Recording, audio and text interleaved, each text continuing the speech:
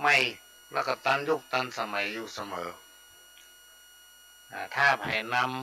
ำมาประดับสติปัญญาแล้วจะทำให้การดำรงชีวิตหรือความเป็นอยู่ดีมีสุขพี่น้องท่านผู้ฟังสรุปรวมๆ เพราะธรรมะขององค์พระสัมมาสัมพุทธเจ้านั้นตันยุคตันสมัยอยู่เสมอบ่เก่าและก็มีการเปลี่ยนพี่น้องท่านผู้ฟังอันใดที่มันนอกกายเขาเนี่ยที่เขาหาเนี่ยถ้าเราอยากได้เนี่ยเราสามารถซื้อได้เอาสตางค์เนี่ยไปซื้อ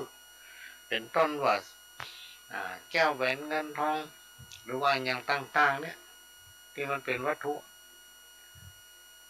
รวมมาถึงเสื้อผ้าเครื่องแต่งกายรวมมาถึงของใจจิปาถะแหละพี่น้องท่านฟังสามารถซื้อได้ทุกอย่างนะอันใดที่มันมางามเราก็สามารถใจสตางค์เนี่ยไปจ้างคนมาแปลงซื้อสิ่งที่ดีงามเข้ามาใส่นะอันอย่างที่มันเก่าก็ใจสตางค์เนี่ยไปซื้อสีใหม่มาล้างมาคัดแล้วก็ทาสีขึ้นใหม่สตางค์เนี่ยมันซื้อได้กูอย่างแต่ที่มันซื้อบ่ได้ก็คือความดีเนี่ยพี่น้องท่านผู้ฟังบ่สามารถที่ซื้อได้ถ้าไผอยากได้ความดีอย่างให้ตนเองอยู่เย็นเป็นสุขก็ต้องปฏิบัติตนเองอย่างความดีเนี่ยต้องหาเองเสาะหาคนเดียวนะเขาจะมีปรมีแผ่ไปหลายเป็นที่เคารพยำเก่งนั่งอยู่ในหัวใจคนทั้งหลายเนี่ยมันก็จะประกอบไปด้วยหลากหลายประการพี่น้องท่านผู้ฟังเหมือนสุภาษิตที่เป็นว่าไว้ถ้าเอาเข้าหาคนพาลคู่ขี่กับกลุ่มคนพาลโดยปกติแล้วอุปนิสัยของคนพาลเนี่ยพี่น้องท่านผู้ฟังมันหมูจักที่ต่ำที่สูงนะลองพอเตอะลองสังเกตพออุปนิสัยของคนพาลเนี่ยมันหมูจักที่ต่ำที่สูงบ่หูจักเฮือเกียรติคนอื่นชอบยกตัวทมคมเปิ้นทั้งหมดถือว่าตัวเองนั่นแน่แม้ว่าคนพาลจะมีความหูนักสักเพียงใดก็แล้วอุปนิสัยพาลเนี่ยก็ถึงมาหายพี่น้องท่านผู้ฟังเคยไปนั่งกู้กับท่านผู้หูคนหนึ่งคนบอกว่ามันจะไปหายจะได้พ่อหลวงเพราะนิสัยอุปนิสัยของคนพาลน่ะคำว่าพาลเนี่ยมันฝังอยู่ในสันดานมันว่ะใจมันต่ำว่ะมันเป็นคนถอยเนาะมากึดใจถ้าจะมีแต่จะหายเนาะแล้วมานึกถึงพี่น้องท่านผู้ฟังในยุคปัจจุบันเนี่ยภัยที่มันเกิดในโลกของเราเนี่ยประการแรกที่เป็นประกาศเตือนอยู่บ่อยๆก็คือภัยจากธรรมชาติอันที่สองคือภัยจากสิ่งแวดล้อมสิ่งแวดล้อมก็คือไฟไหม้ป่าพ่องเขาลักเผาป่าพ่องมีกันหมดอ่ะอันนี้คือสิ่งแวดล้อมมันก็เลยทำเมื่อหมอกควันมันเข้ามาและทำอย่างหนึ่งพี่น้องต่างประเทศเนี่ยมันอยู่รอบบ้านเฮาอ่ะพี่น้องท่านผู้ฟังโดยเฉพาะเชียงใหม่ภาคเหนือของเราเนี่ยมันใกล้กับต่างประเทศติดกับลาวติดกับเขมรติดกับพม่าและในฝากของเปิ้นไปแจ้คำนึงถึงควันมันเป็นพิษอย่างนั้นนี้เปิ้นบอกคิดถึงหรอกเปิ้นเผาดอยเผาต้นไม้เป็นต้นน่ะพี่น้องท่านผู้ฟังบนดอยบนให้บนสวนของเปิ้นควันทั้งหลายเหล่านั้นมันก็มาทางบ้านเฮาบนท้องฟ้าเนี่ยมันสามารถลอยไปเรื่อยๆมันจะมีขอบเขตกั้นโลก ปัจจัยมีผนังมีเขื่อนกั้นโน้ว่าอันนี้ของไทยเนอะอันนี้ของพม่าเนี่ยมันใจมันก็สามารถลองลอยไปเพราะมันมีควันอ่ะมันมีเชือกมัดมีสายห้อมสายดังหรอกควันเนี่ยมันไปเรื่อยๆอันนี้เป็นอากาศที่มากับสิ่งแวดล้อมข้อที่สองภัยอันที่สามเนี่ยพี่น้องท่านผู้ฟังซึ่งในสังคมตั้งแต่อดีตมาจนถึงปัจจุบันเนี่ยแก้ไปได้ห้ามมันถึงไปได้ภัยอันที่สามนี้มันคืออย่างภัยที่มันเกิดกับคนเฮาเกิดจากมนุษย์ด้วยกันเนี่ยพี่น้องท่านผู้ฟังเกิดจากคนเฮาเนี่ยเป็นสิ่งที่น่ากลัวที่สุดเลยโบราณครูบาอาจารย์เปิ้นถึงว่าอย่าไว้ใจทาง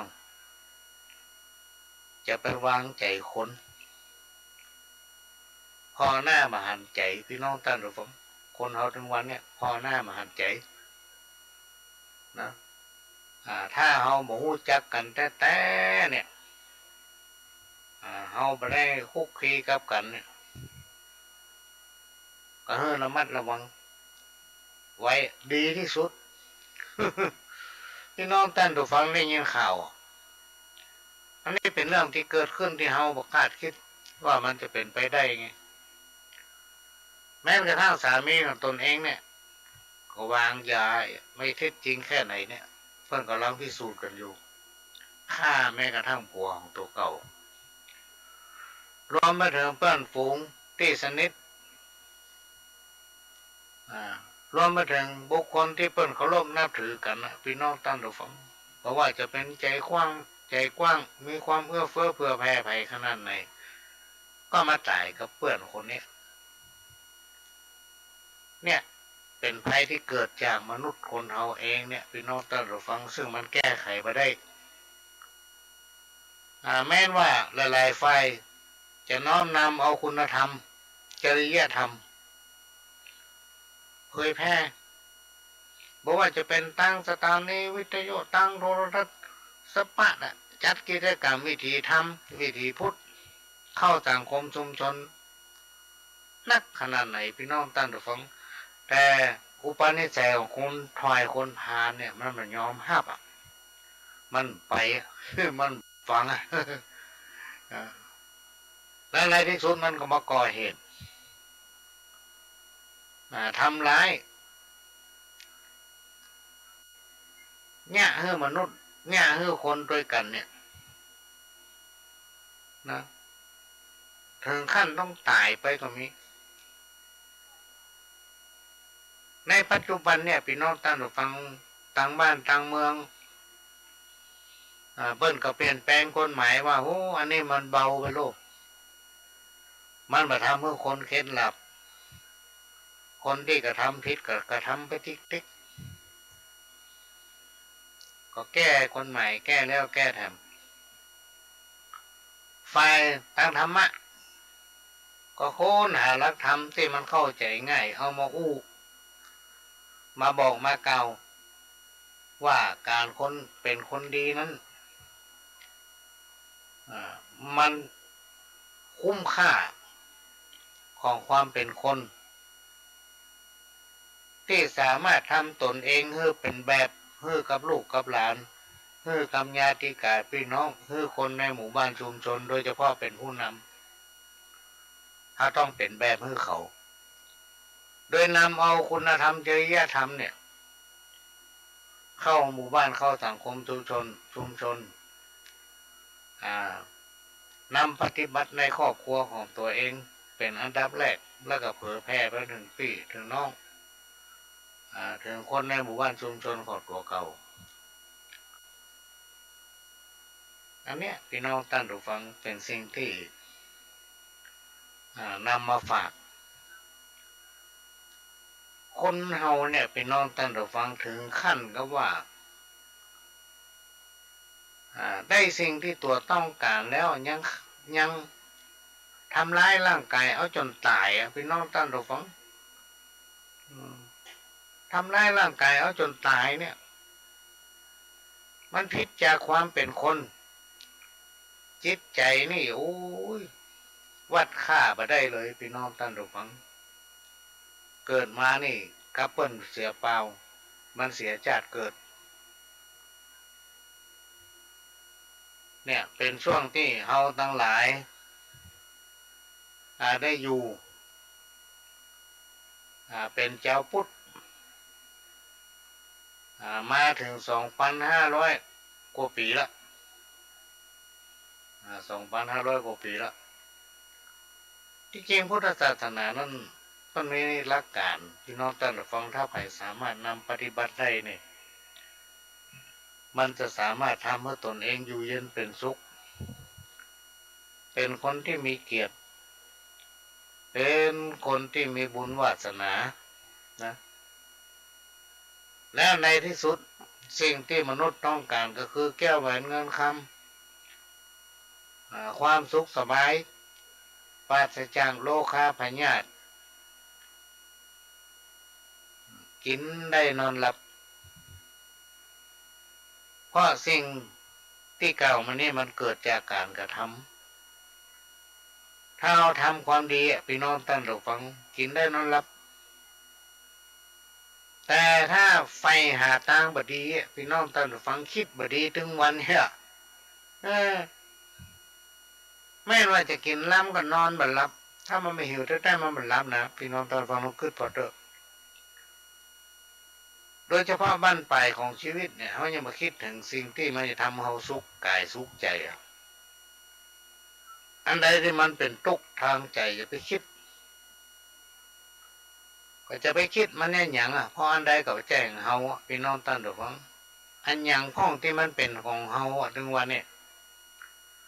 แม้แต่ร่างกายเสื้อผ้าสิ่งของที่เฮามีมันแจ้งเฮาสักอย่างพี่น้องท่านผู้ฟังจะไปคิดมันอย่างไปที่เรียกมันอย่างยศถาบรรดาทรัพย์สิ่งที่เฮาเป็นอยู่ถึงวันเนี่ยเพิ่นฮ้องว่าหัวโขน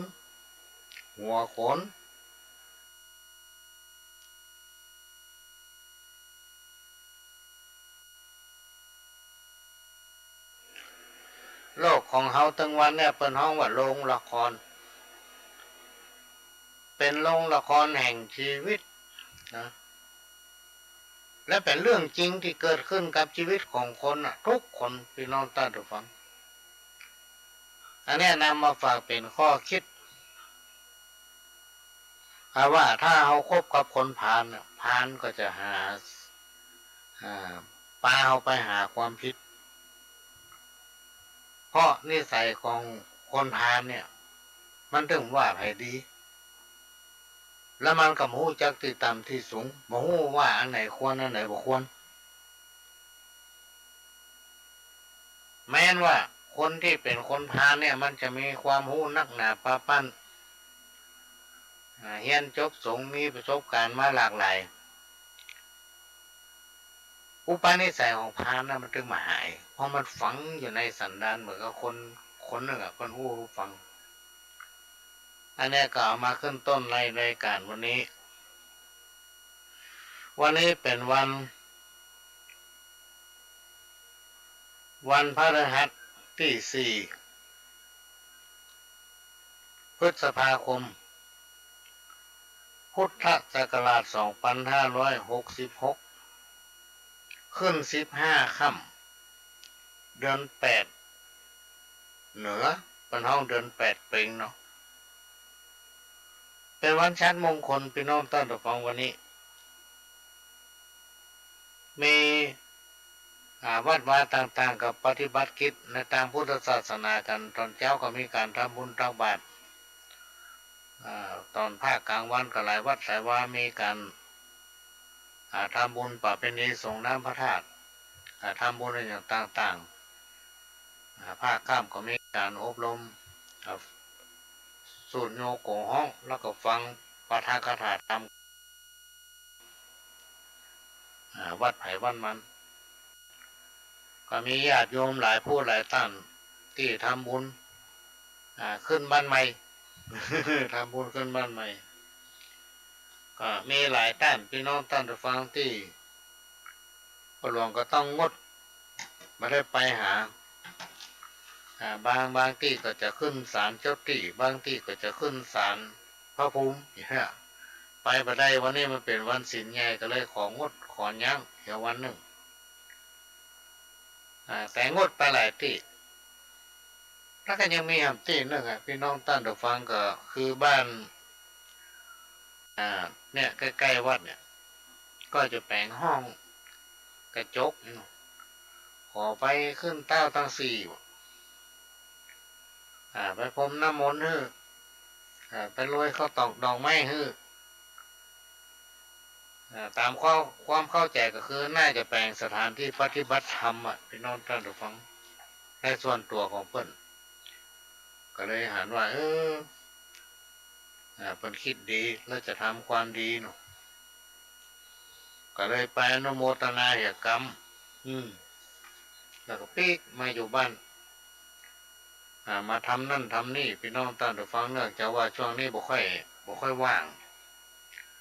มันมีงานเข้าหาตลอด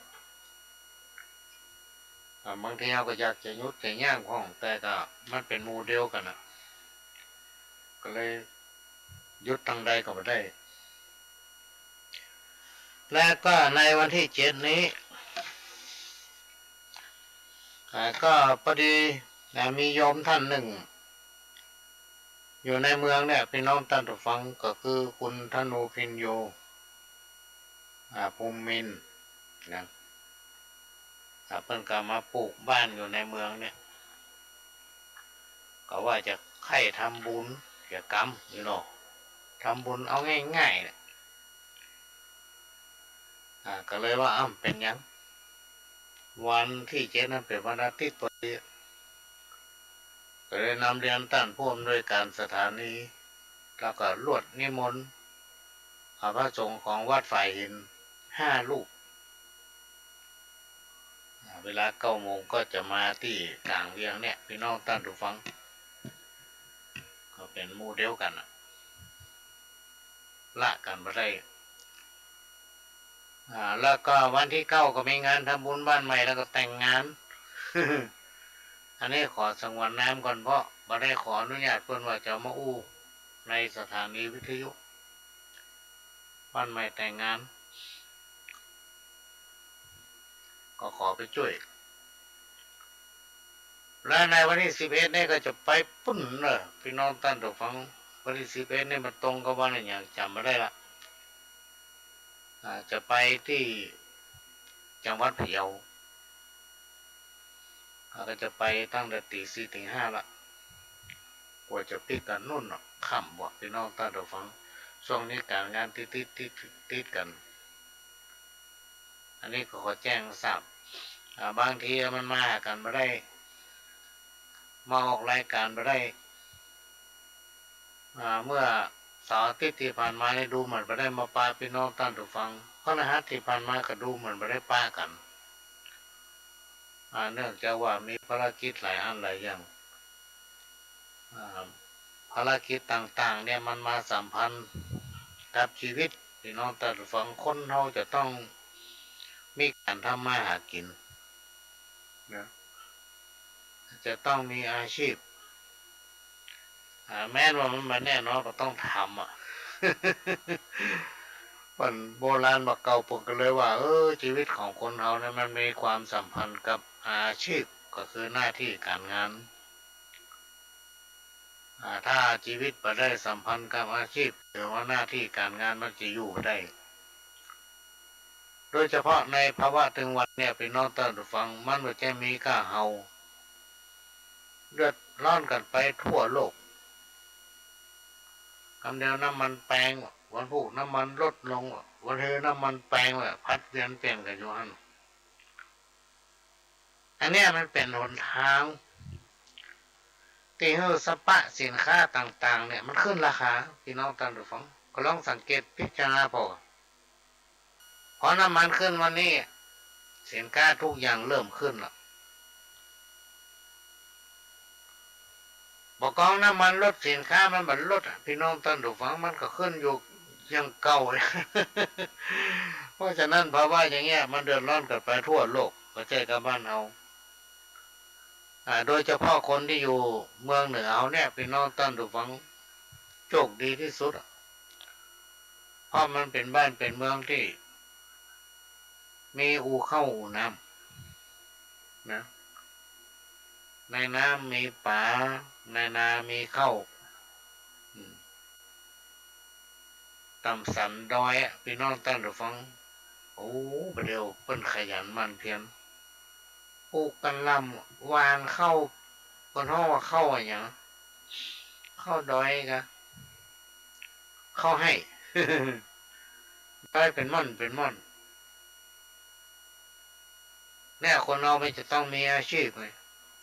ถ้ามีอาชีพทำมันมีการมีงานทำเนี่ยอดพี่น้องท่านทุกคนนี่ก็เป็นสิ่งที่นำมาฝากมาเล่ามาอู้สู่กันฟังพี่น้องท่านผู้ฟังก็กำลังรับฟังรายการสาระสปะจากทางสถานีวิทยุวัดไฟหิน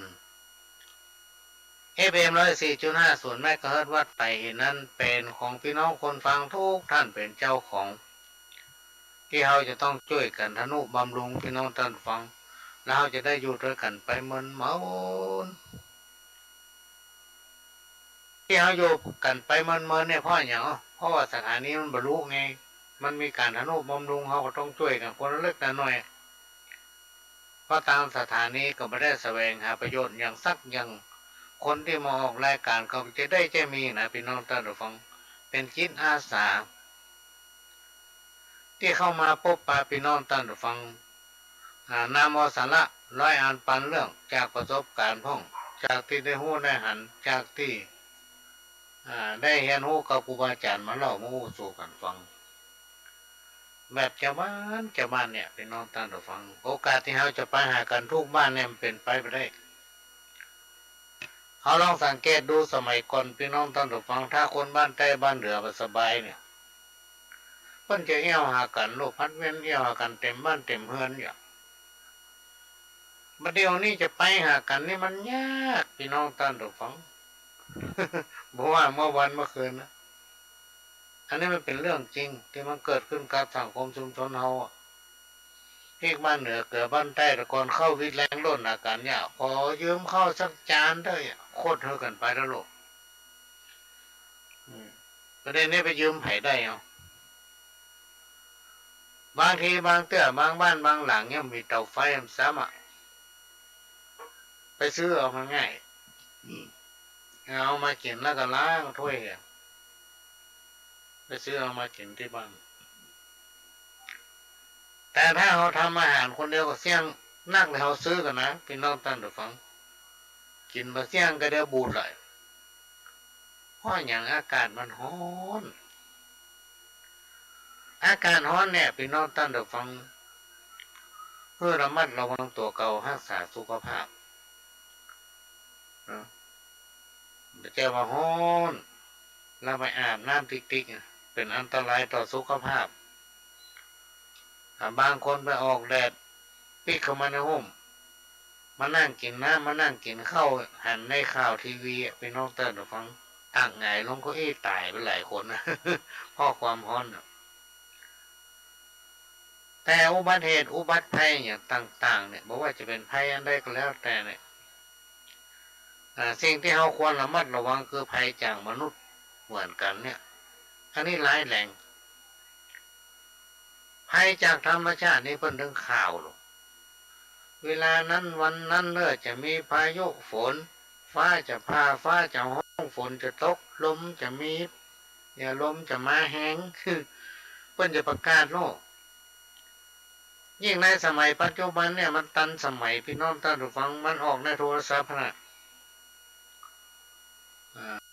วันนี้ตำบลนั้นเขตนั้นอำเภอนี้จะมีฝนจะมีลมเพื่อระมัดระวังแต่สิ่งที่มันประกาศเตือนกันมาได้คือภัยสังคมพี่น้องท่านผู้ฟังภัยที่เกิดจากคนมนุษย์เราเนี่ยมันเตือนกันมาได้ระวังไว้เนอะวันนี้ไอ้ตัวนี้จะไปแง่คือคนนั้นเนี่ยมันมีภัยเตือนภัยได้พี่น้องท่านผู้ฟังอันนี้คือภัยจากคน อย่างแต่ว่าวันเสือในเชียงใหม่ก็ดังขนาดคนดีๆต้องจบชีวิตเพราะอย่างเพราะภัยจากคนเฮาเนี่ยมันถึงน่ากลัวที่สุดกลัวภัยธรรมชาติอันนี้ก็ฝากไว้เนอะพี่น้องท่านผู้ฟังเปิ้นป้นเนี่ยเปิ้นมาจี้เนี่ยเปิ้นมาลักมาขโมยยังเหลือตัวเฮายังเหลือเสื้อเหลือผ้าเหลือของที่มันเอาไปไม่ได้อ่ะ ยังเหลือบ้านเหลือแผ่นดินเนี่ยแต่ผู้ร้ายที่มันมีจิตสำนึกพี่น้องท่านผู้ฟังมันไล่มนุษย์ทำอ่ะเป็นคนที่จิตใจนี่โอ้ยเปรียบเทียบกันอย่างกับได้สักอย่างมันฆ่าคนซึ่งก็เป็นคนอย่างมันเนี่ยมันทำได้อ่ะพี่น้องท่านผู้ฟังเนี่ยเฮ้อระวังเฮ้อหนักอันนี้ก็เอามาฝากการมาเก่าที่คนเฒ่าคนแก่เพิ่นกล่าวเพิ่นว่าไว้ใครมั่งใครมีหรือว่าใครเป็นเศรษฐีก็เฮือมันกึดมันสร้างมันในการทำมาหากินอันอย่างที่มันสามารถเอาไปขายไปก้าได้เปลี่ยนเป็นเงินเป็นคำไปนอนตาฟังเฮือฟังทำรีบทำอย่าไปมัวแต่คิดอย่าไปอายทำกินพี่น้องท่านผู้ฟังบริอายทำกินทำไปเถอะจะได้น้อยได้นักก็จังมันถ้าเอามีความขยันมันเพียรพี่น้องท่านผู้ฟังเขาทำไปเถอะทำไปได้เลยเวลาจะจ่ายจะใจก็ต้องคิดละกึดว่าโอ้สตางค์แต่ละบาทกูจะได้มาเนี่ยมันยากอันไหนที่มันจำเป็นก็เอาอันไหนที่มันไม่จำเป็นก็สวะมันไว้ก่อนพี่น้องท่านผู้ฟังเขามีตังไว้ในกระเป๋าเวลาเปิ่นมาขึ้นมาขายเหงาแค่ได้เขาสามารถซื้อได้เวลาเขาเจ็บเขาเป็นเขาสามารถล่นไปคลินิกไปหาหมอได้ถ้ามีสตางค์อยู่กับตัวเพราะฉะนั้นเขาจะต้องเป็นคนที่ขยันหมั่นเพียรในการทำมาหากินนะอย่าไปคิดว่ากูจะต้องรวยอย่าไปคิดถ้ามันได้กินไปเป็นวันๆถ้าไผ่คิดอย่างนี้แล้วทำอย่างนี้ได้เนี่ยพี่น้องท่านผู้ฟังในชีวิตจะพบปะแต่ความสุขความเจริญก็ต้องขอกราบขอบพระคุณแม่แดงตะล่อมเนอะ แม่แดงตะล่อมไลน์มาบอกว่าฟังอยู่เนอะฟังอยู่ต้องขอกราบขอบพระคุณเนอะอันนี้เป็นแฟนครับหาเงินมาทั้งชีวิตอย่าคิดแต่จะเก็บเงินไว้ในยามแก่เมื่อยามแก่จริงๆก็อาจจะเป็นแบบนี้ทางที่ดีต้องกินต้องใช้เงินเมื่อยามแข็งแรงกินเที่ยวบ้างนี่ เอออันนี้ก็เป็นเรื่องจริงนะพี่น้องท่านผู้ฟังหลายคนเพิ่นจะมาอู้ฟังว่าโอ้ถ้าใครไปไหนใครหานั่นยังเมื่อไปได้เนี่ยคือไปจะไปจี้ว่าจะไปไหนก็กลัวเสี่ยงตังกับไม่ได้ไปไหนไม่ได้หู้ได้หันยังเนี่ยไปหาเมื่อไปได้เนี่ยแต่ที่พอหลวงอู้ฟังเนี่ยถ้าเขามีความขยันหมั่นเพียรเขาก็จะมีสตางค์จ่ายพี่น้องท่านผู้ฟังถ้าเขาเป็นคนขี้เกียจขี้ค้านอันนั้นก็บ่เอาอันนี้ก็บ่สู้เนี่ยมันก็มีสตางค์แหละสิบเหลี่ยมสาวเหลี่ยมบ่ต้องเหลี่ยมใบแขมสิบแหลมสาวแหลมบ่ต้องแหลมใบเข้าสิบเล่าสาวเล่าบ่ต้องเล่าเรียงเกียงสิบเสียงสาวเสียงบ่ต้องเสียงแมงวางสิบจ้างสาวจ้างบ่ต้องจ้างเอราวัณ 10 วัน20 วันบัดเจ้าวันที่14นี่เนอะพี่น้องท่านผู้ฟังที่คนทั้งประเทศจะต้องไปแจ้สิทธิ์แจ้เสียงในการเลือกตั้งผู้แทนเพื่อไปเข้าทำงานเป็นตัวแทนของเฮาเป็นตัวแทนของพี่น้องในสภาผู้แทนราษฎรเพราะนั้นวันที่14เนี่ยพี่น้องท่านฟังให้ไปแจ้สิทธิ์แจ้เสียงกันเต็มที่แล้วก็ช่วยกันรณรงค์นะเลือกเอาคนดีเข้าไปเป็นตัวแทนของเฮาเพื่อนเดินมาประชาสัมพันธ์อยู่ตลอดจะเลือกไปเอาไปก็พิจารณาเนอะพี่น้องท่านผู้ฟังนี่ก็ฝากไว้ในฐานะที่เฮาเป็นคนไทยบ้านเฮาเมืองเฮาเนี่ยพี่น้องท่านผู้ฟังถ้ารู้ตามรักความเป็นจริงเนี่ยไม่ต้องกลัวอดกลัวกั้นเพราะทรัพย์มีอยู่ในดินแก้วแหวนเงินคำมีอยู่ในน้ำอาจจะไปหวังกับว่างวดหน้าก็ถึงจะรวยงวดหน้าก็ถึงจะรวยมันได้รวยสักเสี่ยงปฏิทิกอันนี้ก็เอามาฝากเป็นข้อคิดเนอะพี่น้องท่านผู้ฟัง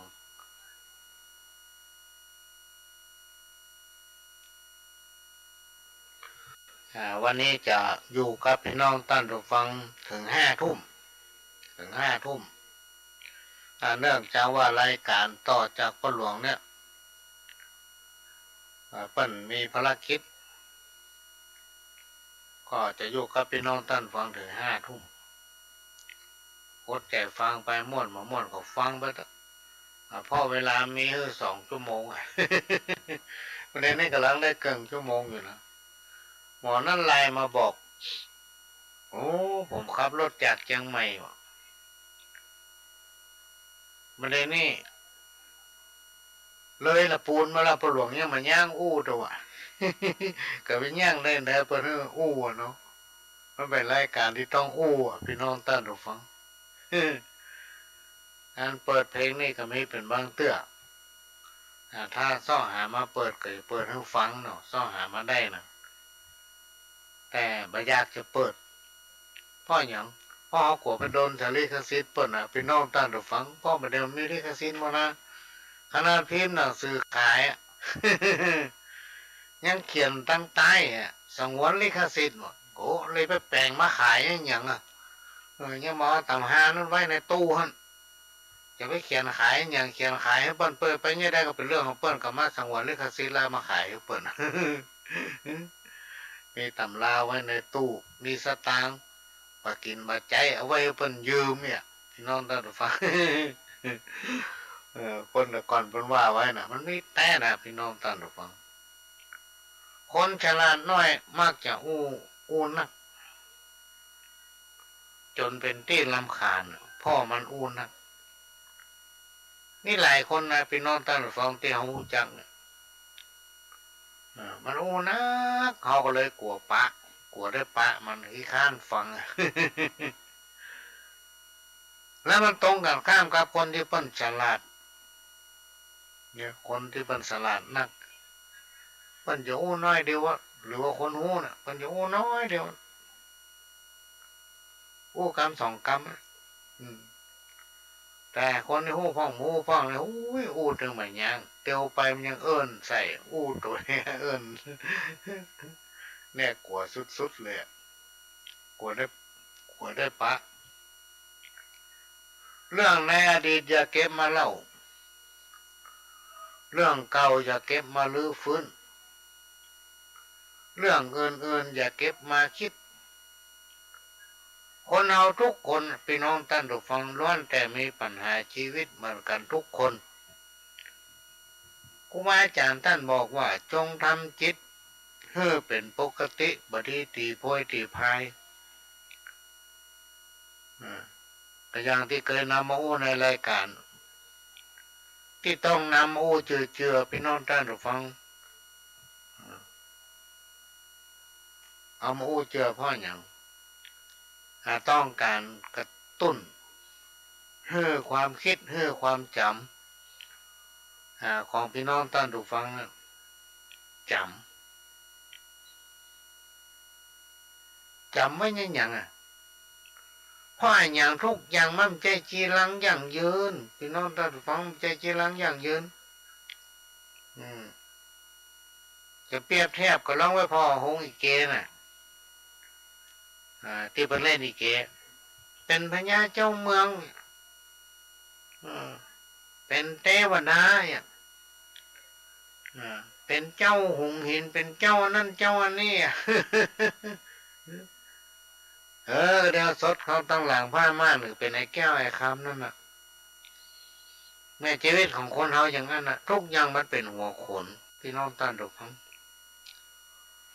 อย่าไปเฮ้มันเข้าในตำหาจะไปเฮ้มันเข้าในทำนองลักษณะที่ว่าคนฉลาดนักไปกินหัวคนที่ประฉลาดมันก็ว่าป่าใหญ่ไปกินป่าน้อยนะคนเราเนี่ยมันมีศักดิ์ศรีนะมันมีเกียรติเหมือนกันทุกคนมันขึ้นอยู่ที่ว่าคนที่มีภูมิปัญญาจะให้เกียรติคนนักน้อยขนาดไหนคนเฮามนุษย์ทั้งหลายเนี่ยเป็นน้องท่านผู้ฟังมันมีค่าเหมือนกันทุกคนถ้าเฮาให้เกียรติเปิ้นให้เกียรติเฮาประการสำคัญต้องวางตัวเพื่อมันสมดุลกับสภาพของความเป็นคนจะต้องหู้จักดีหู้จักบดีและหู้จักที่ต่ำที่สูงอันนี้มันควรหรือว่าบ่ควรเนี่ย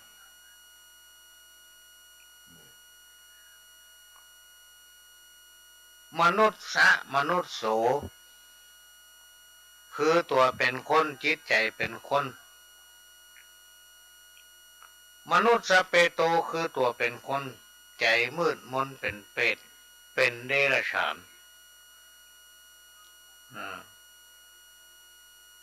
มีตัวเป็นคนแต่จิตใจเป็นเดรัจฉานเปิ้นห้องว่ามันเป็นสัตว์นรกที่หนีขึ้นมาเกิดถ้าแปลเป็นคำสุดๆพี่น้องท่านดูฟังที่หนีขึ้นมาเกิดเป็นคนมีบุญวาสนาแต่สามารถทำมันยังก็ได้ไปไหนก็ได้จะย่าอย่างก็ได้หมดแต่จิตใจของมันมีความสำนึกสำนึกว่าตัวเองเกิดมาเป็นคนเนี่ยมีบุญวาสนานักขนาดไหนก็ยังทำตัวเป็นเดรัจฉานคิดจะเอาแต่ได้อย่างเดียวขาดจิตสำนึกขาดความรู้สึกว่าอันนี้ดีอันนี้บ่ดีเนี่ยมันก็เข้าคิดว่าในที่มันฆ่าเพิ่นตายเนี่ย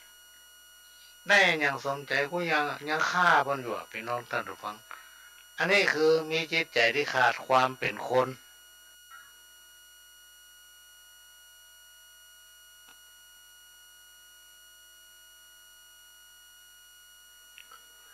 คนที่มีจิตใจขาดความเป็นคนเนี่ยมันบ่ฮู้จักดีฮู้จัก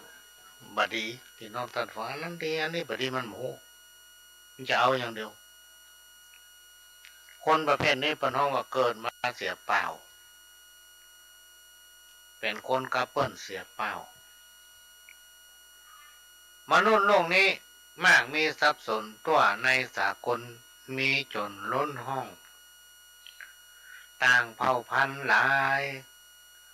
ซื้อขายนุ่งย่องขาวเหลืองเนืองนองแต่งซ้ำมีตัวคงป่าดงปงน้ำตามเกตถ้ำยังมีกันว่าจักแกะไก่แยกไซเอาสีก็หันว่ามีมนุษย์สี่ห้องมนุษย์หนึ่งนั่นคือมนุษย์โสมีจิตใจเป็นธรรมโมมีธรรมะด้วยชอบกินชอบทาน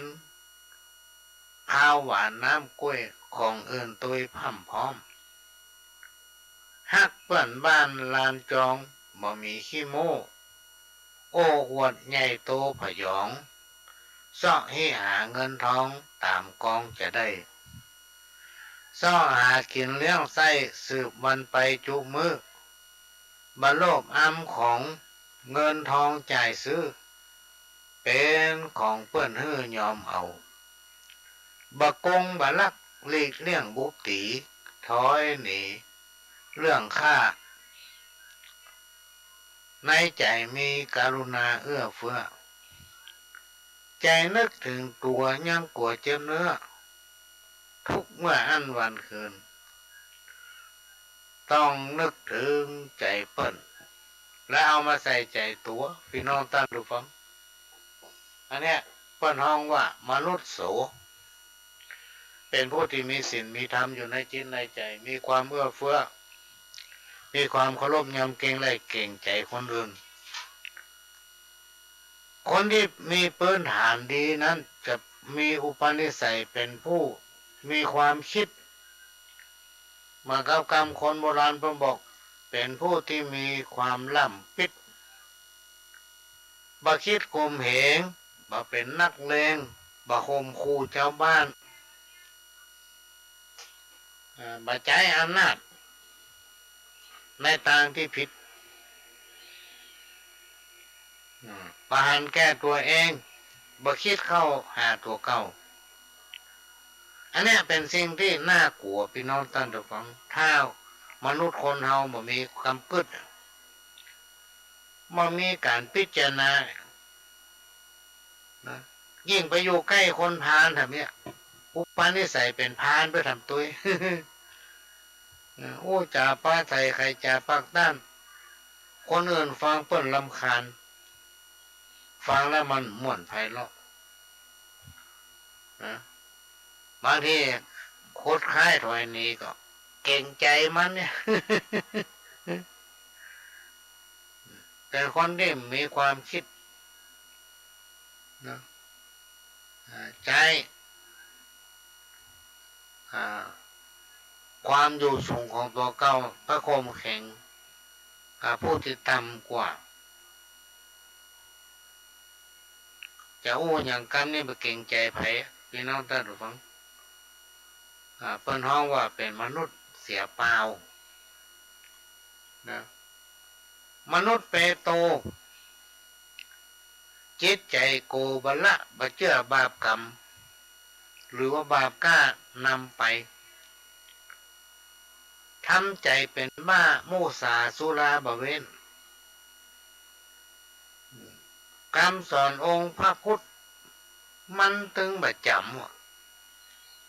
มีการกระทำเหมือนเปิ้นเจ้าบ้านทำบาปใจตัวบกลัวพระเจ้าใจในพานยิ่งนักเอาใจห่างเอาใจห่างศีลธรรม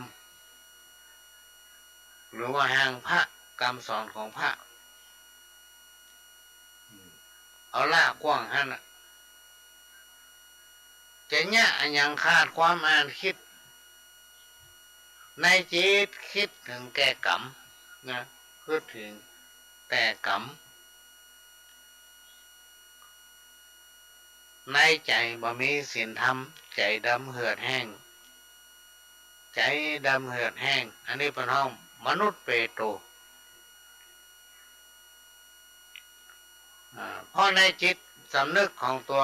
คนที่เป็นมนุษย์เปโตรจะคิดถึงก้ากรรมโลกคือการกระทำกูจะต้องแย่อย่างนั้นจะต้องแย่อย่างนี้ทำในสิ่งที่บดีเกิดหาสิ่งที่บดีนะจากคนที่มีปารมีแผ่กว้างเป็นคนที่เปิ้นเคารพนับถือกลายเป็นคนใจดำเหือดแห้งมันมีเกียรติและศักดิ์ศรีหายไปหมดความเคารพนับถือที่มีก็มีละหายไปหมดละพี่น้องท่านผู้ฟังเพราะอย่างเพราะมันเป็นมนุษย์เปโตรมีใจโกบัลละบะเชื่อบาปกรรมอันนี้มันละศีลละธรรมหมดความดีงามที่สั่งสมมาหายไปหมด คือมนุษย์เปโตรมนุษย์เดรัจฉานุอันนี้สามีปะเลอะหมะ มีเยอะตัวล่าธานีห้องก็ขี้ค้านหนีงานสุดปีเป็นคนบ่มีมานะสร้างหน่อยในใจชอบงกนี่บรรยากาศมาทำงานปัญญาอย่างโลกนี้หนีไปเหรอแต่เป็นคนที่ชอบงกหันมาค่ได้หันมาได้เนี่ยมันก็ค่ได้เวลาเป็นแบ่งปันอย่างไผ่อย่างเพิ่นมีลงทานเนี่ยโอ้ยเอากระสอบไปใส่เพิ่นห้องว่าหมู่ปาติ้วคนแบบเนี้ยไปนอนตั้นหรือฟังเปิ้นว่าบ่มีที่จำเรื่องศีลเรื่องธรรมประจำที่แจ้งเป็นคนหนวกหนาปัญญามันแห้งเบาปัญญาอ่านคิดเอาข้อผิดมาคิดนำต่างตัวเก่าสิ่งดีๆมันบอกมาคิดหากับสิ่งบดีติ๊กคิดหาตังบดีติ๊กพี่น้องตั้นหรือเปล่าทั้งที่เป็นคนมุมานะและเป็นคนอยู่ในศีลในธรรมแต่เป็นคนที่เพิ่นเคารพหน้าถือตาแต่ต่อมามีศีลธรรมอยู่ในใจสักหน่อยเอาหูไปนาเอาตาไปไล่ฟังถ้าคนถอยคนพานหาเรื่องอยู่สุดปีสุดแรงอันนี้เป็นห้องว่ามนุษย์เดรัจฉานโน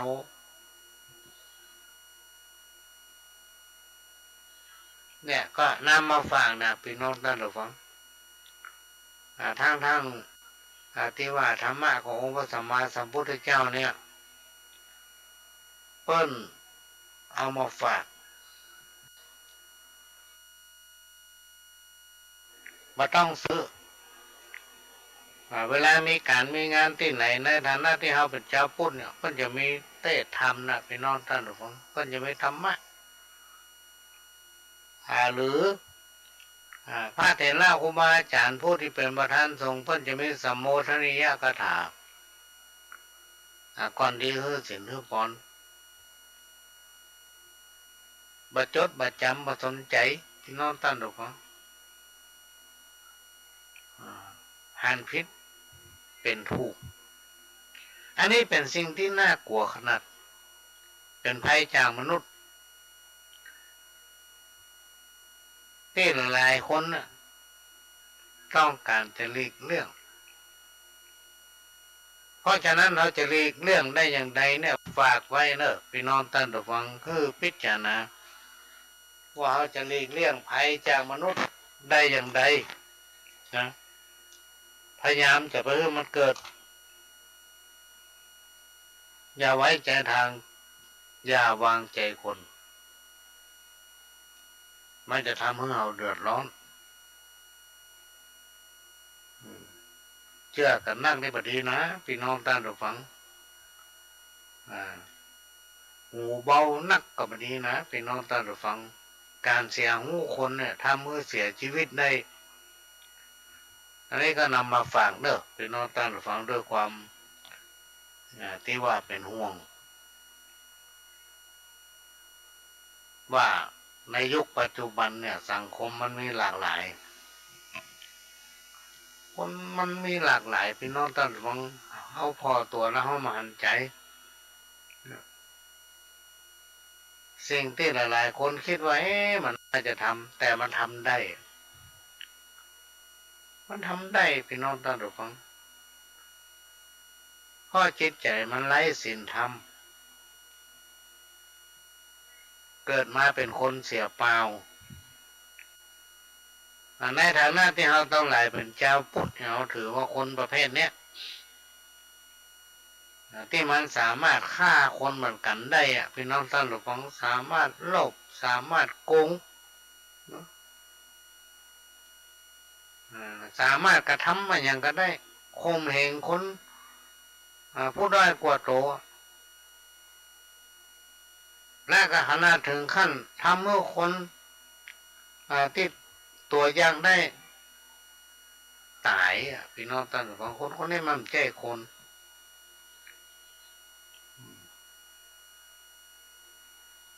ก็ต้องระมัดระวังเด้อพี่น้องท่านผู้ฟังภัยจากคนเนี่ยเป็นสิ่งที่ภัยกันถึงไปได้ฝนจะตกฟ้าจะห้องกรมอุตุพันธุ์ถึงบอกหรอกว่าภายในวันที่นั่นถึงวันนี้นั่นจะมีพายุฝนจะมีลมแห้งเลยแต่คนภัยจากคนเนี่ยมันมีไผบอกพี่น้องท่านผู้ฟังแต่ห้ามไปได้ด้วยกฎหมายยังเอามันไปอยู่เลยพี่น้องท่านผู้ฟังทำแล้วทำแถมทำแล้วทำแถมเนี่ยมันพูดจะเคล็ดครับจำเอายาสินะทำมามากล่อมฟังเพราะอย่างเพราะความบดีอย่างตั้งหลายมันฝังอยู่ในจิตสำนึกมันสันดานบดีนะฝังอยู่ในตัวมันล้างก็ยากคัดก็ยากจะเอาสบู่ยี่ห้ออย่างมาคัดก็ได้คนประเภทนี้อาจจะโฮมผ้าหลวงพ่ออย่างไปกับมันก็ไม่เชื่อทำประกาศหนึ่งพี่น้องท่านฟังที่ครูบาอาจารย์เพิ่นกล่าวไว้เพิ่นบอกว่าศีลไม่ได้อยู่ที่พระคำสอนหรือว่าธรรมะไม่ได้อยู่ที่วัดแก้วแหวนเงินคำไม่ได้อยู่ที่เศรษฐี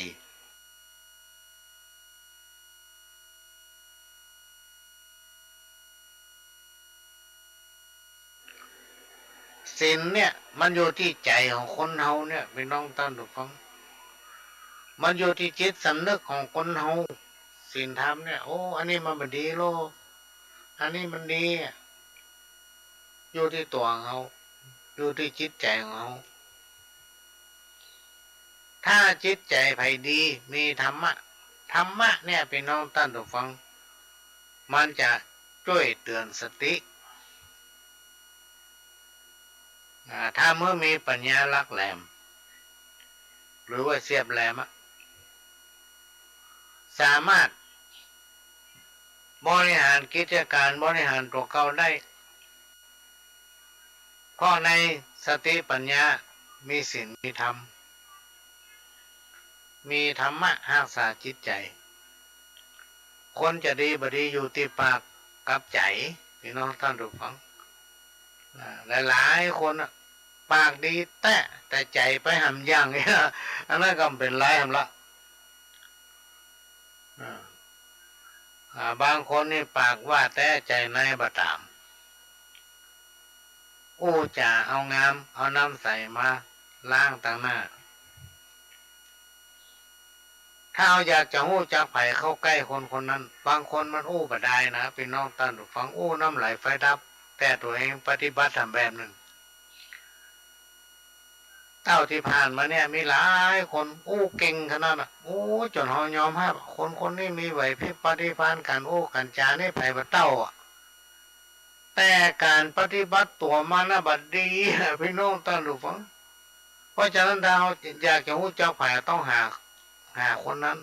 เข้าคุกคีกับคนนั้นแล้วจักพฤติกรรมของมันถ้าหากว่ามันดีจะไปใกล้นะนี่มันไกลการโบราณที่เพิ่นว่างูเห่าจักเข็บสัตว์ตัวมีพิษเนี่ยถ้าเอาย่อมเอาเข้าใกล้มันย่อมจักเป็นภัยคนชั่วร้ายมีสันดานในใจจ้างเป็นภัยเพื่อในวันต่างหน้าและมียามการนึกที่ว่าเว้นหมาคือปอซอกเว้นอีบอกคือปอวาเว้นคนป่าละไก่แสนยศถ้ามันเป็นคนบดีจะไปใกล้มันพี่น้องท่านทุกคนจะไปใกล้มันอย่าวางไว้วางใจมันจะไปให้ลูกให้หลานเข้าไปใกล้มันก็โดยจันดานของคนพาลที่มันมีความถอยความพานของมันเนี่ยจะมาติดมาแปดจะไปใกล้มันหนีมันไกลๆนะ ครูบาอาจารย์ท่านกล่าวไว้ว่าชนะเอินหมื่นแสนในแดนล่าบ่ประเสริฐกว่าการเอาชนะตนเองเขาจะต้องชนะตัวเก่าพี่น้องท่านผู้ฟังสิ่งไหนที่หัวมันบดีจะไม่สนใจเนื้อหนีมาไกลๆหนีมันเฮือพ้น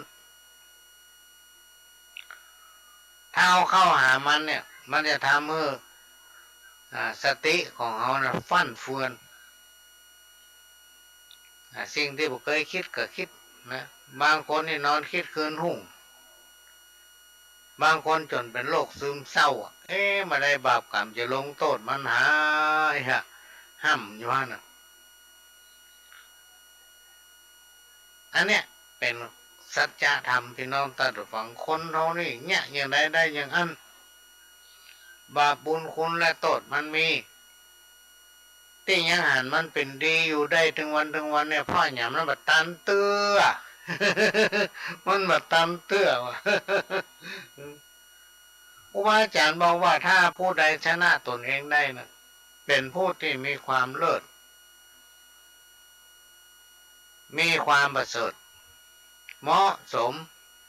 สมกับได้เกิดมาเป็นคน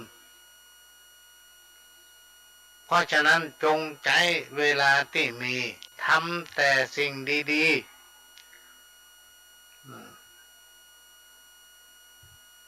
เอาใครว่าคนนี้ขนาดแบบต้องว่าละ ถ้าว่าไปมันจะบดีทำแต่สิ่งดีๆอู้แต่สิ่งดีๆบอกลูกสอนหลานเฮ้อทำแต่สิ่งดีๆทำดีเฮ้อกันและกันเนี่ยพี่น้องท่านผู้ฟังเฮ้อทำตั้งวันมันจะฝังแน่นอยู่ในความรู้สึกนะ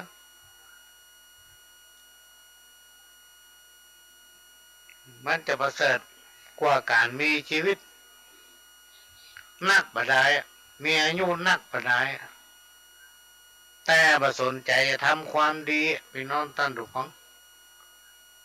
อันเนี้ยเกิดมาเสียคนสูญเปล่าบางคนมีประสบการณ์มานั่งหน้าป้าปั้นจนเป็นที่เคารพนับถือแต่ปฏิบัติตัวบดี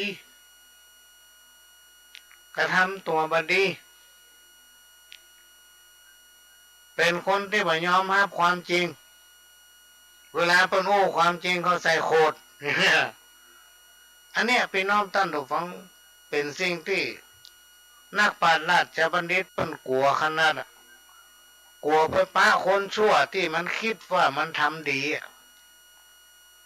เนี่ยน่ากลัวที่สุดเลยพี่น้องท่านผู้ฟังทั้งที่มันเป็นคนชั่วมันทำความบดีมาโดยตลอดแต่มันคิดว่ามันทำดีอันนี้เป็นสิ่งที่น่ากลัวคือในอนาคตมันจะเป็นภัยรวมมาถึงลูกถึงหลานรุ่นจะมีอุปนิสัยเหมือนอันหมดถ้าจะเปรียบไปเหมือนปู่พี่น้องท่านผู้ฟังลองไปพอปู่ตรงไหนมันเตียวซื่อพ่อง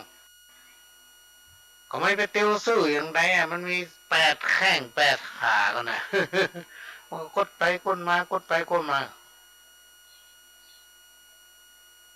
นี่ก็มาเปรียบเพื่อฟังเพราะฉะนั้นพี่น้องท่านผู้ฟังทุกคนมีจิตสำนึกทุกคนมีสติปัญญาสิ่งไหนที่บดีจะไปเข้าไปใกล้ถ้าเอาไปใกล้มันติดแปดเข้ามามันจะลามมาถึงลูกถึงหลานสิ่งถ้ามันเป็นคำสั่งสอนองค์พระสัมมาสัมพุทธเจ้าเนี่ยพี่น้องท่านผู้ฟังลองนำไปพิจารณาพอเถอะมันจะทำเราอยู่เย็นเป็นสุข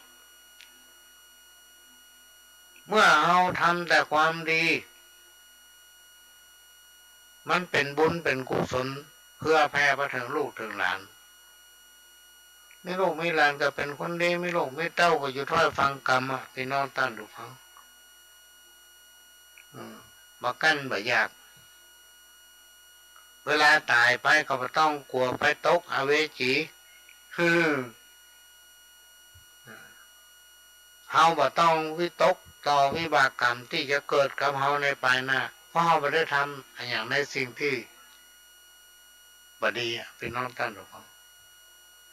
มันจะทำมือตั้นทั้งหลายกินได้นอนหลับเนี่ยศีลห้าศีลแปดบ่ได้แขวดกับตนเมาเลี้ยงไส้บ่เคยได้ไปฟังธรรมบ่เชื่อฟังกรรมนักปราชญ์ผู้ฉลาดสอนจาแม้แต่เป็นเทศเพิ่นเอาธรรมะมาอู้มันก็ลูกนี่ไอ้บางทีสอนเพื่อทุกเจ้าพุ่นน่ะโอ้ทุกเจ้านี่โอ้ยบ่ถูกเนี่ยลวกงูหมดงูทุกอย่างแต่มันบ่ทำมันบ่เนี่ยสอนไปโดยหำซ้ำอันนั้นก็งูอันนี้ก็งูแต่บ่คิดบ่ฮู้ว่าตัวกำลังทำอย่างลงไปที่มันบ่ดีเนี่ยพี่น้องท่านผู้ฟังคนประเภทเนี่ยฮื้อไก่มันแสนโยชน์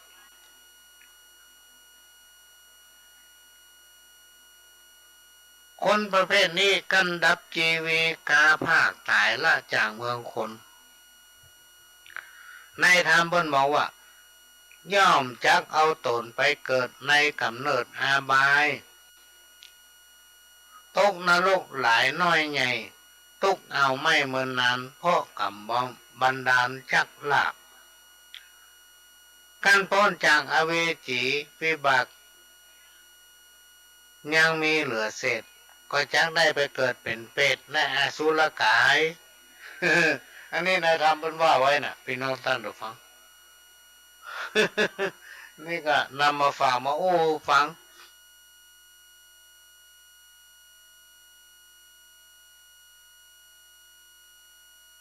ขณะนี้พี่น้องท่านผู้ฟังก็กำลังรับฟังรายการสาระสัพจากทางสถานีวิทยุกระจายเสียงพระพุทธศาสนาแห่งชาติและสังคมขึ้นเพื่อการศึกษาพระพุทธศาสนาและวัฒนธรรม FM 104.50 เมกะเฮิรตซ์จากวัดไฟหินวัดไฟหินตั้งอยู่ตำบลสุเทพอำเภอเมืองจังหวัดเชียงใหม่หลังมอชอพี่น้องท่านผู้ฟังไปตั้งถนนกาดต้นขยอมขึ้นไปเรื่อย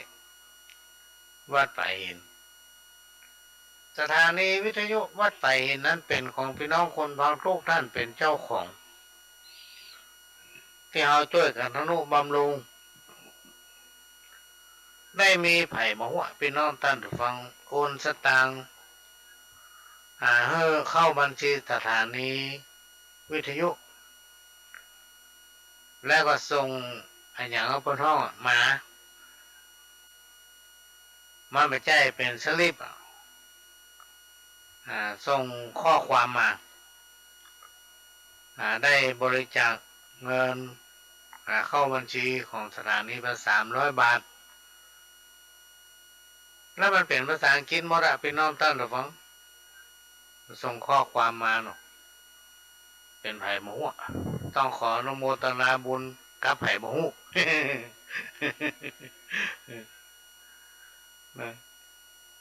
สถานีวิทยุวัดไฟหินนั้นเป็นของพี่น้องคนฟังทุกท่านเป็นเจ้าของที่เราต้องช่วยกันทนุบำรุงถ้าบ่มีการทนุบำรุงกันเดียวมันรู้พี่น้องท่านผู้ฟังยิ่งช่วงนี้เป็นหน้าฝนหน้าลมก็เดียวฝนตกก็เดียวแดดออกก็เดียวร้อนก็เดียวก็เย็นเนี่ยมันก็ต้องมีการทนุบำรุงกันนั้นก็ต้องช่วยคนเล็กๆน้อยๆเนอะพี่น้องท่านผู้ฟังเนอะขอฝากไว้นำเนินรายการโดยก็กับผมประหลองสว่างท่าดินจันทร์ประธานเครือข่ายกองทุนแม่ของประเทศจังหวัดเชียงใหม่และ8 จังหวัดภาคเหนือรองประธานศูนย์ประสานงานกองทุนแม่ของประเทศแห่งชาติก็มาพบปะพี่น้องท่านผู้ฟังมาเป็นกู้เป็นกีมมาเปลี่ยนบรรยากาศหลังพี่น้องท่านผู้ฟังได้ฟังสาระสัพพะร้อยอันพันเรื่องจากทางสถานีในนามขยมเก่าพี่น้องท่านผู้ฟังก็ได้รับสันธานุมัติจากท่านผู้อำนวยการผู้บริหารสถานี ให้โอกาสมานั่งพบป้าพี่น้องท่านผู้ฟังมาเป็นกู้เป็นกิมสำหรับพี่น้องท่านผู้ฟังที่นอนบ่หลับ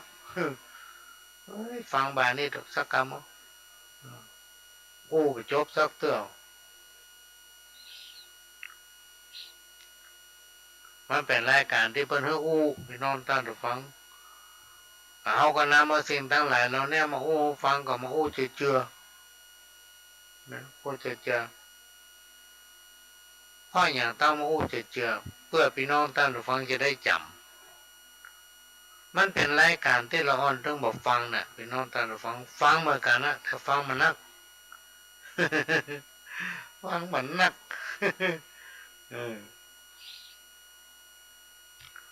ก็คนอายุมองเขาเนี่ยชอบฟังกันนี่ก็ตั้งใจว่าจะอยู่กับพี่น้องท่านผู้ฟังไปจนถึงปุ่นน่ะเสี่ยงอายุไขว่าอยู่ไปจนพี่น้องท่านผู้ฟังบอกฟังมันต้องมีคนฟังไง ก็ยั้งละ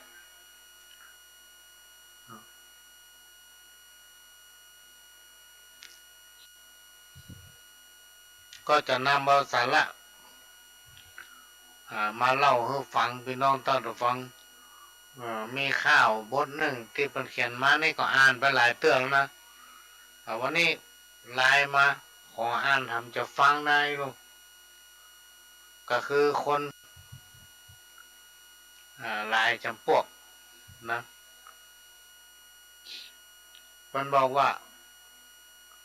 คนจำพวกนึ่งใส่ผ้าตีไว้ไข่จ่ามืดมาแจ้งไปหน้าคือคนโลกล่าหญิงใจทุกยากลายบ่น้อยตกตำก้อยอนาถาแสวงหาเลี้ยงไส้บกุ้มไข่คืนวันหัวอกเป็นควันไม่เดือดบ่หูเหือดเคียงกามาพิจารณาหันเหตุรู้แจ้งเจตในใจว่าชาติแล้วได้กากาดแก้วต่างบุญบ่ได้หนุนยอยื่นด้วยใจจื่นยอตานยังอาหารเข้าน้ำวัตถุพั่มพร้อมปัจจัยผืนผ้าครัวใบแก่คนกำพร้าอาณาถาตั้งคนชราแก่เท่าทั้งเจ้าและสมณะจีพามสินดวงงาม58พระเรือแขดกับตนเต้ามวลเมาเววนบ่ขึ้นแขดต่างบุญใจทารุนฮึกหยาบกระทำบาปหนาน้ำเตียวต่างดำใจบ่เตียวไตต่างดีต่างบุญมีบ่น้อยบ่ติดห้อยโดยตนเมื่อเกิดมาเป็นคนชาตินี้จิ้งตุกล้ำตี้เหลือหลาย นี่ได้กระทำกรรมมาตั้งแต่ชาติแล้วเนาะเกิดมาจากนี้ก็เลยมีบุญโดยมาอันนี้ก็มาว่าให้ฟังเนอะเป็นนอนตอนฟังนี่เป็นเขียนมาเมื่อแล้วดูมันจะอ่านไปเตื้อสองเตื้อนึงนะเมื่อมานั่งกึดฮอดแล้วก็ละตอดตังดำยุดกระทำกรรมอันฮึกหยาบนามีศรัทธาย่างเชื่อใจไฟเอื้อต่างบุญเพื่อตานหนุนจะใจตามที่ตนหาได้มีมาบลาสาประมาทบ่เว้นขาดเสียสินเป็นอาจินกึดฮอดเอาตัวรอดตามธรรมหนทางมืดดำหลีกเว้นโดยตามเส้นกองดีกันว่าดับอินทรีย์มุกมูก็จะได้ไปสู่สวรรค์ทุกคืนวันจื่นจ้อยในปราสาทซ้อยเมืองบุญเมื่อเกิดมาเป็นคนโลกใต้ก็จักบ่ยากไล่มองขี่เข้าของมีพร้อมพั่มตั้งเข้าน้ำและปัจจัยเงินคำใส่แผ่นผ้าตั้งจ้างม้าและงัวควายสมบัติหลายเหลือแล่ ดุตั้งแพทย์เทตานตามดังพระกล่าวจี้ไขว่ามืดมาแจ้งไปปลายหน้าบ่ตกต่ำจ้าทารุณบุญจังนำขึ้นไปสู่ประสาทคำแดงทุกบ่มาแฝงจ้องห้อยสุกชื่นช้อยทุกคืนวันและนายเฮยโย มันไม่แต่เนอะพี่น้องท่านผู้ฟังถ้าใครทำดีได้ดีกินได้นอนหลับบ่ฝันหายไอ้คนที่บดีบ่ถ้าไปสนใจมันถึงมีความทุกข์ปริติกเพราะมันคิดกล้าสิ่งที่บดีมันถึงมีความสุขเต้าหอดมันตาย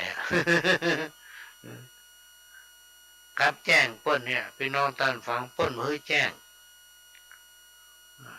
เปิ้นแล้วมันจะเข้าตัวเก่านะเพื่อฟังเถอะพอหลวงก็เคยเชื่อนะแต่ว่ามาต้องพอมันมีแต่อย่าเขาแจ้งเอาห้อมหูอย่า แจ้งว่าเถอะเข้าตัวเขาหมดพี่น้องท่านฟังคนทำจำพวกนึ่งเล่าพระเป็นเจ้าไข่จ๋าว่าแจ้งมาปลายหน้าบ่ตกต่ำจ้าหมองขี่คือคนโลกีโลกใต้สร้างบุญไว้หนำหนาในข่าวคาจาดก่อนบุญอันนั้นบ่ฮอนหายหุนเกิดมาเป็นคนจ้านี้บุญก่อนกี้ตัวมาพ่องเป็นพญาภาพเด้าพ่องเป็นเต้าเสวยเมืองจุดเรืองแผ่กว้างบ่มีไผไฟอ้างเตรียมตนมีนางกำนันหนุ่มเน่านั่งแวดเฝ้าเป็นบริวารสุขสำราญชื่นจ้อยบ่ตกต่ำก้อยเครื่องขีพ่องก็เป็นถึงเสนาบดีอำมาตย์ซักอาจนาน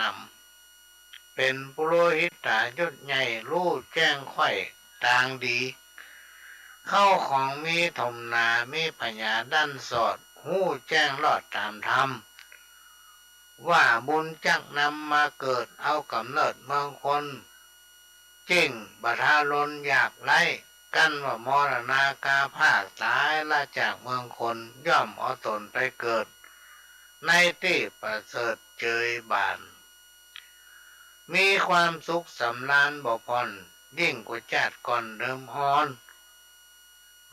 มาอวนกันอยากบะตกต่ำจ้าดีเหมือนดังได้อยู่ประสาทแก้วห่อใจ อันนี้ต้องทำความดีขนาดพี่น้องท่านผู้ฟังถึงวันในธรรมะเนี่ยพี่น้องท่านผู้ฟังเพิ่นบอกว่าถ้าคนไหนทำความดีและสำนึกได้เนี่ยสำนึกได้เนี่ยพี่น้องท่านผู้ฟังจะดีมากดีขนาด ถ้าเราทำเราสำนึกไว้นี่มันไม่ดีเนาะแล้ววันพุธจะไปแง่ทำสี่ตีนเงาหูพาดพี่น้องท่านฟังนักปราชญ์ย่อมเผลอเป็นธรรมดาแต่เขาเผลอพลาดไปเนี่ยเขาก็กลับตัวกลับใจทำจะไปใกล้มันซ้ำจะไปแง่ทำซ้ำนะอันนี้ก็เป็นเรื่องที่นำมาฝากเด้อพี่น้องท่านฟังลองคิดว่าเรื่ององค์ปริมาณฆ่าคนมากี่คนตอนหลังเข้าไปบวชได้สำเร็จเป็นพระอรหันต์เพราะสำนึกผิดแต่ว่ากรรมที่ตนเองทำหรือว่ากรรมที่เกิดจากการกระทำมันจะต้องติดตัวเขาไปพี่น้องท่านฟังทำอย่างไรได้อย่างนั้นมันมีไผมาตัดกรรมแก้กรรมได้สักคนพี่น้องท่านฟังถ้าไผมาว่าจะแก้กรรมจะตัดกรรมไปเชื่อมันจุ มันหนีไผมาแก้ให้ได้เพราะว่ากรรมเกิดจากการกระทำของตัวเฮาเองคนทำจำพวกนึ่งไซผ้าที่ไว้จ่าไขว่าแจ้งมามืดไปหน้าคือคนโลกล่าหญิงใจสำล้านหลายบ่พรย้อนจัดคอนเดิมมาสร้างบุญหนาเมียดไว้บุญนั่นไล่โดยตนเกิดมาเป็นคนจันนี้สุขล้ำตี้ขนาดเนี่ยถ้าทำบุญไว้นะ บุญนั้นก็มาถึงเฮายกเว้นเนี่ยแต่มันมาทำบุญเพื่อเชื่อมบุญอ่ะ บุญมันนักแท้พี่น้องท่านผู้ฟังในชาติเนี่ยโอ้ใครเป็นยังก็ได้เป็นใครได้ยังใครได้ใครได้ยังก็มีมาหมดทุกอย่างสมใจกูได้นะแต่ไม่ยอมทำบุญนะปานพ่อไปกินบุญทำ เอาบุญมาบังหน้าเอาบุญมาบังหน้าไปกินบุญเพิ่นทำนะพี่น้องท่านผู้ฟังคนแบบเนี้ยคนห้องว่ามันมีความสำนึกปากเป็นศีลเป็นธรรมนะคำใดก็ว่าได้ทำนั่นทำนี่แต่ทางด้านจิตใจนะดำไม่ได้ทำเหมือนปากแทนพ่อเป็นคนที่ไม่ยอมรับความจริงนะความจริงเนี่ยพี่น้องท่านผู้ฟังมันเป็นสิ่งที่บัดตายความจริงนี่นะเป็นสิ่งที่บัดตายยกตัวอย่างทำดีได้ดีทำบดีได้บดีบางคนมาเถียงทำดีได้ดีมีที่ไหนเขาทำบดีได้ดีมีนักขนาดอันนั้นอ่ะพี่น้องท่านผู้ฟังระวังไว้เถอะขณะที่ตึงวันเนี่ยมันดีอยู่พอมาทำความบดีมันนักหนาป้าป้านบาปกรรมบ่ได้จะลงมันสักเตื้อมันไม่ลงหรอกพี่น้องท่านฟังเพราะเกณฑ์ชะตาวาสนามันดีอยู่จะไม่ให้เกณฑ์ชะตาวาสนามันลดลงถ้ามันลดลงอย่างว่าแหละพี่น้องท่านฟังแก้ถึงบ่ได้แก้ถึงบ่ได้ เหลือก็ตามมาดิ้นในก็ขออันนี้ก็เอามาเล่ามาฟังเด้อพี่น้องท่านฟังคำสอนของครูบาอาจารย์ที่บรรสอนไว้ครูบาอาจารย์จะถือว่าลูกศิษย์ลูกหาเนี่ยเป็นเหมือนลูกเหมือนเต้าเหมือนกับครูบาอาจารย์เพิ่นคิดว่าเราอ่อนทั้งหลายนะเป็นเหมือนลูกพี่น้องท่านฟังอันนี้เป็นข้าวที่เขาเขียนส่งมาเมินนะคำข้าวบอกซ้ำย้ำการกล่าววาจีจ่าพาทีมันมีมากข้อห้องผู้จ๋าเป็นคำปาลาแดกย่อจากคำปอประสดจับใส่ล่างพ่องแต่งมาจ่าหวานเหมือนน้ำตาลล่อมดผู้จ่าหวานเหมือนมีสิ่งทำแต่แหละห้องกำจานั่นดีแต่ในใจนั่นกาดำเหลือก้นหม้อดำเหลือก้นหม้อดูมันจะขนาดไหนผมว่าพี่น้องท่านฟังขนาดว่าใจมันดำเหลือก้นหม้อกันนะ แสดงว่านักแกกันเนี่ยเนาะ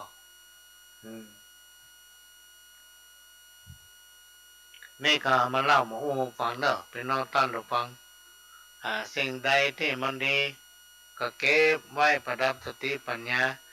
สิ่งใดที่ออกไปมันบ่ดีพี่น้องท่านฟังก็ไม่ต้องเอาเข้าใส่อกใส่ใจจ่งเล่าในวิทยุหัน มนุษย์แก่ตายมีหลายมีนักเต็มตัวห้องโลกาแก่รวยพันล้านแก่การศึกษาแก่เกินตำราสอดหามาแท่งห้องแก่หัวงอกปอขาวสาวมอนักพ่อมันแก่หิวแห้งหนังยันห้องก็แก่เมาสาวน้อยเสียโดนล้างผ่านเป็นแก่ขาดศีลธรรมลูกหลานบ่ต้อม ปากันว่าห้องเท่างูเท่างูแก่วัดแก่ว่าโสภาดิลัมกึดช่วยเหลือก่อสร้างวัดวาเฮือเจริญอันแก่ทำอย่างนั้นแก่กวนสาวน้อยถึงเขาไล่เงินสาวเลยบ่ใกล้บ่ได้คอเขียห้องก็แก่แต่อายุทำรู้ทำเสียแก่ลี้หนีเมียไปเปี่ยไม่ตั้งหน้าแก่อย่างเนี้ยมันจังสิบหายเขาจุเสียเงินเสียทองบ่ได้อายแถมบ่น้อยแกมันเอาการจักสารเกี่ยวก้อยเงินมาคอยปลดแกลงละครนั่งนอนตึกเมื่อม่วนเล่นใจยม กิเลสนำจักไฟหักผสมห้องก็แก่เฮ็ดลมใจการบ่ได้ใจการบ่ได้วะ นี่ก็มาเล่ามาโอ้ฟังเนอะพี่น้องท่านผู้ฟังตอนนี้ได้เกือบจะ2 ชั่วโมงแล้วเนอะเหลือเวลาประมาณ40 นาที หรือว่าประมาณ35 นาที40 นาทีเนี่ยที่แรกวันนี้ก็นึกในใจว่าถ้าจะไม่ได้มาพบปะพี่น้องนั่นท่านผู้ฟัง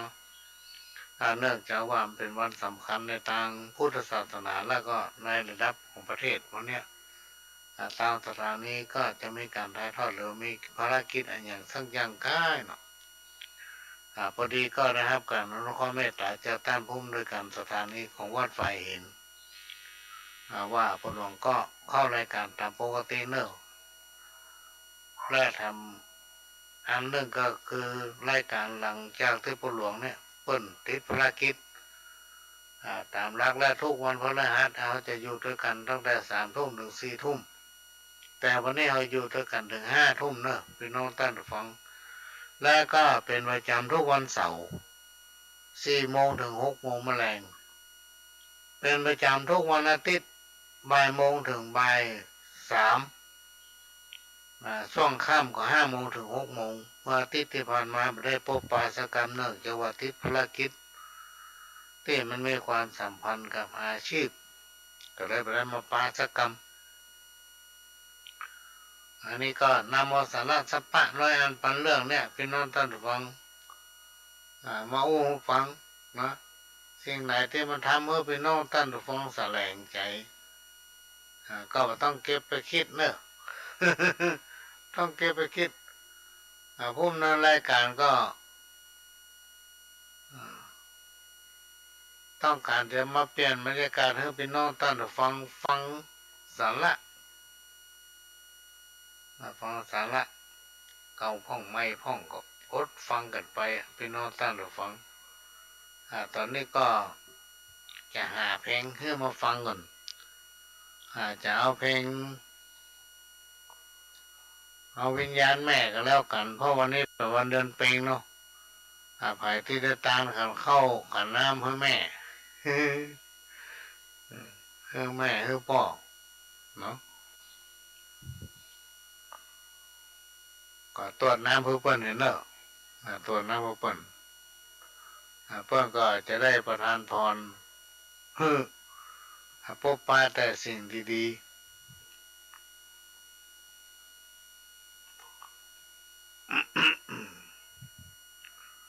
วันนี้เราอยู่ด้วยกันถึง5 ทุ่มเนอะพี่น้องท่านผู้ฟัง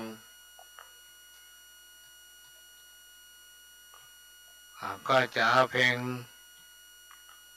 วิญญาณแม่เพื่อฟัง วันนี้เป็นวันเดือนเพ็ญเนาะก็ลองฟังดูเนอะพี่น้องท่านฟังเชิญรับฟังครับ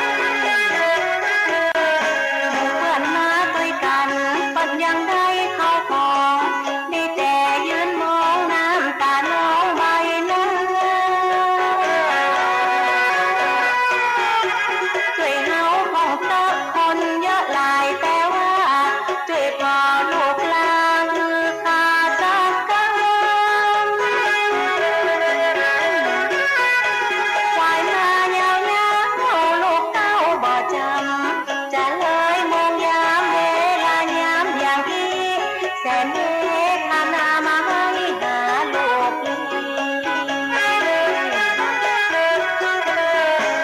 ลูกติดธุระกะว่าบ่สนใจพ่อบ่ห่วงอะไร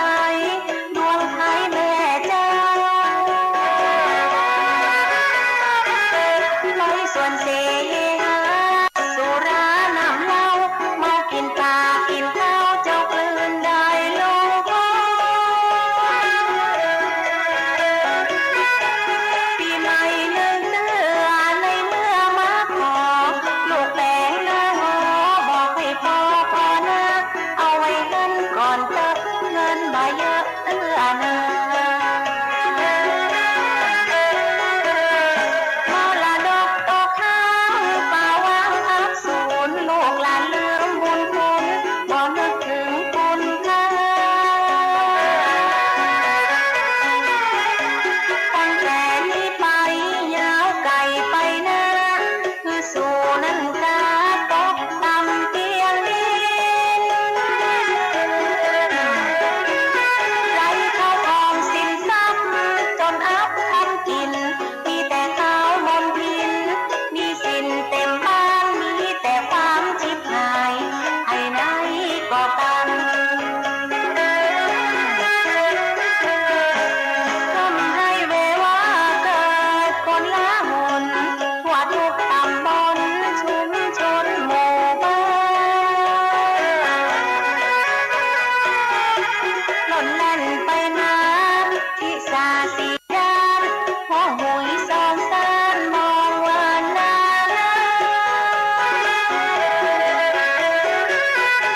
ท่านจายมที่บ้านต้อยกันมาหา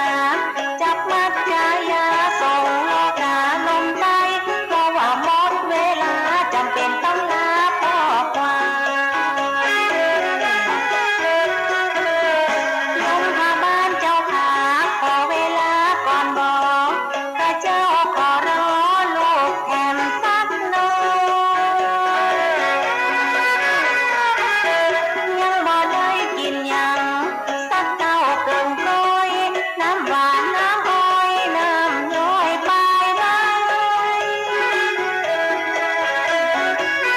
เก็บใบตองมาเลียเปิ้นทำเบี้ยหล่นหายกินแค่กะหายเลยใจมนเศร้าน้ำตาย้อยหยดมันเหลืออดแต่เรา12 เดือนแต่งคือเล็งพอหันออกวางข้าวมันยกทานปั่นขึ้นลูกเต้าเหล่าหลานพากันไปซื้ออย่าได้ดักดานดื้อพ่อแม่เขารอขันข้าวขันน้ำทำตามเตอะหนอพ่อแม่เปิ้นรอขอเหียสักหน่อยบ่ดีลืมบุญคุณเพื่อทำบุญเรียบร้อยโอละน้อโอละน้อเรียบร้อยโอละน้อละน้อเรียบร้อยโอละน้อละน้อเรียบร้อย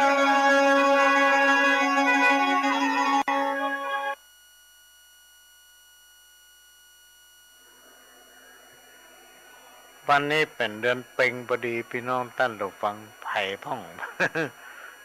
ลืมพ่อลืมแม่เนาะไม่ได้ไปตามในการเข้าขันน้ำมือเปิด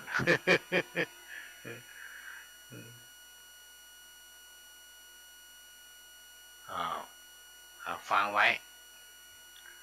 แล้วมาฟังทำเพลงเนื้อหัวอกแม่พี่น้องท่านผู้ฟังลองฟังเนอะเจอหน้าฟัง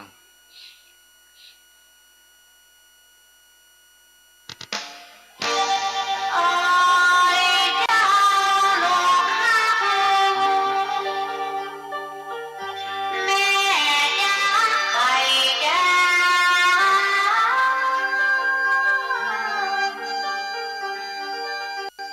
แม่เลี้ยงลูกมาอาบน้ำก่อนเข้า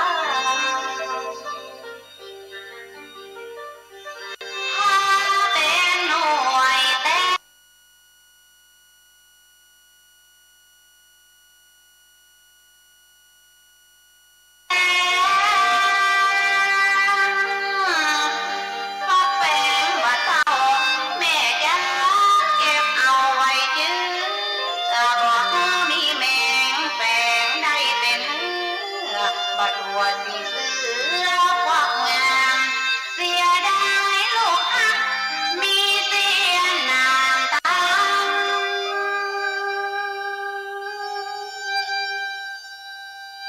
แม่เตือนละว่าลูกนั้นบ่ได้เป็นดีหายหา